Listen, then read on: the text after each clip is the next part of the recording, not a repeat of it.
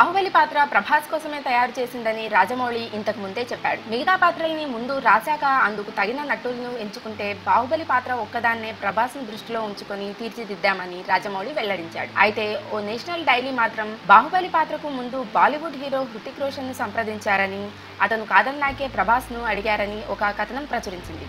దీనిపై బాహుబలి విలన్ రాణా దగ్గుబాటికి కోపం వచ్చింది. ఈ కథనంపై అతను స్పందించాడు. ఇది అర్థరహితమైన వార్త అని, బాహుబలికి ఫస్ట్ చాయిస్ ప్రభాసే అని, ఆ పాత్రకు అతను తప్ప మరో ప్రత్యామ్నాయం లేదని రాణా అన్నాడు. ప్రభాస్ మీద రాణా విపరీతమైన ప్రేమను కురిపిస్తూ బాహుబలికి కంక్లూజన్ విడుదల తర్వాత ఇన్స్టాగ్రామ్ లో ఒక స్పెషల్ పోస్ట్ పెట్టిన సంగతి తెలిసిందే. ప్రభాస్ ను పొగిడే విషయంలో రాణా అసలే మొహమాటాలు పెట్టుకోవట్లేదు.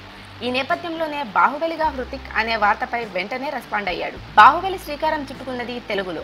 అయితే బడ్జెట్ కొంచెం హద్దులు దాటేలా ఉండడంతో హిందీలో కూడా రిలీజ్ చేయాలన్న ఆలోచన తర్వాత వచ్చింది. అలాంటిది ఈ సినిమాకు హృతిక్ హీరోగా ఎందుకు తీసుకుంటాడు రాజమౌళి?